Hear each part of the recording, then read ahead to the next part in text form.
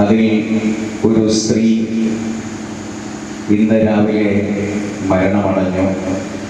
15ഓളം ആളുകൾക്ക് 90% പൊള്ളലേറ്റ് അതിഗുരുതരമായ അവസ്ഥയിൽ വിവിധ ആശുപത്രികളിൽ കിടക്കുകയാണ്. അത്യന്തം ദുഃഖകരമായൊരവസ്ഥയാണ്. മുഖ്യമന്ത്രി അതിരാവിലെ ഞങ്ങളെ ഫോണിൽ ബന്ധപ്പെട്ട് കണ്ണൂരിൽ എത്തിച്ചേരണമെന്ന് പറഞ്ഞ 3 മന്ത്രിമാർ അവിടുത്തെ ആശ്വാസ പ്രവർത്തനങ്ങളിൽ വ്യാപൃതരായിരുന്നു.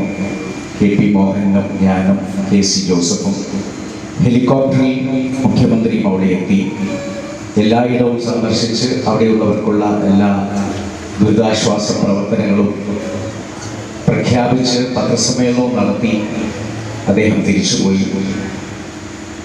ഇന്ന് കോഴിക്കോട് നിന്നും ഇങ്ങോട്ട് പുറപ്പെട്ട് 4 മണിക്ക് ഈ പരിപാടിയിൽ പങ്കെടുത്ത് തിരുവള്ളൂരിലേക്ക് പോകാൻ തീരുമാനിച്ചതായിരുന്നു. പക്ഷേ കണ്ണൂരിൽ നിന്ന് ഇങ്ങോട്ട് വരുന്നതിൻ്റെ ഈ താമസം കാരണം കൃത്യമായി എത്താൻ പറ്റിയില്ല. ഈ സാഹചര്യം മനസ്സിലാക്കി നിങ്ങൾ എന്നോട് ക്ഷമിക്കുമെന്ന് ഞാൻ വിശ്വസിക്കുക. എന്തായാലും ഇതിൻ്റെ സംഘാടകർ നിരന്തരം, പ്രത്യേകിച്ച് നമ്മത് മാസ്റ്റർ ഇത് തീയതി കൊടുത്തത് മുതൽ നിരന്തരം അദ്ദേഹം ഈ ഒരു ആവശ്യത്തിന് വേണ്ടി ഞാനുമായി ബന്ധപ്പെടാറുണ്ട്.